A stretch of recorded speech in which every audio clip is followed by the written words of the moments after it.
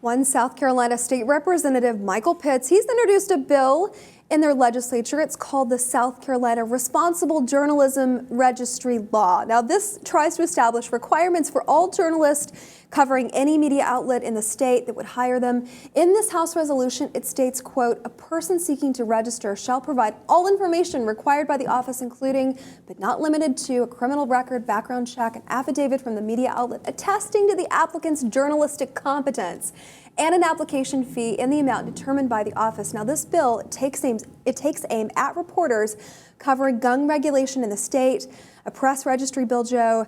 We might need a license to be reporters in the state of South Carolina if Representative Pitts gets his way. He's taking aim at free speech, at political speech. He's doing this because he doesn't like how gun laws and gun rights are covered in South Carolina by reporters. They've had a bad year, haven't they, South Carolina? I mean, they've had the Charleston shooting, Confederate flag issues, concealed weapons issues, and so it seems like they're blaming the media for the negative spin. And to me, it seems just like a political stunt. I'm not sure that this really will advance in any way. Obviously, I disagree with it as a journalist.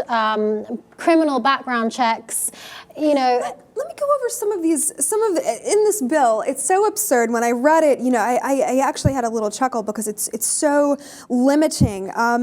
You know, he's wanting the state to control who has the license. You have to renew it every 2 years, as though you were it's just bizarre.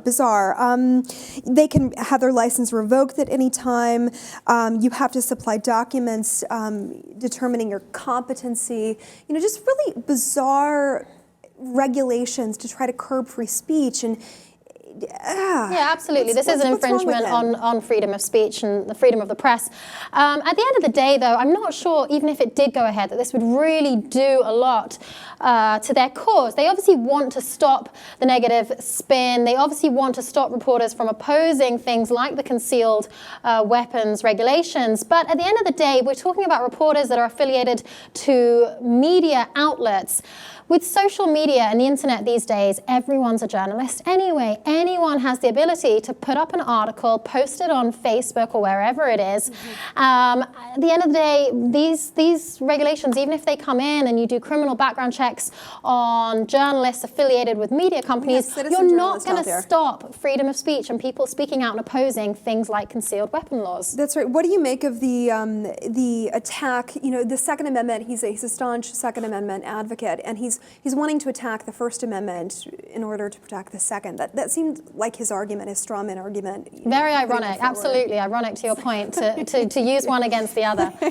I mean, deliberate effort to troll journalist, in my opinion. And this man putting forth this ridiculous piece of legislation, it has no hope of passing, but it really highlights, you know, South Carolina is still in a lot of controversy. I mean, the way that the thought process coming out of their legislature, it's like, it really highlights you know, there's no clear ground here. Well, Mr. Pitts, if he has his way, wanting to protect the Second Amendment by attacking the First, you know, sir, at the core of this country is the freedom of political speech.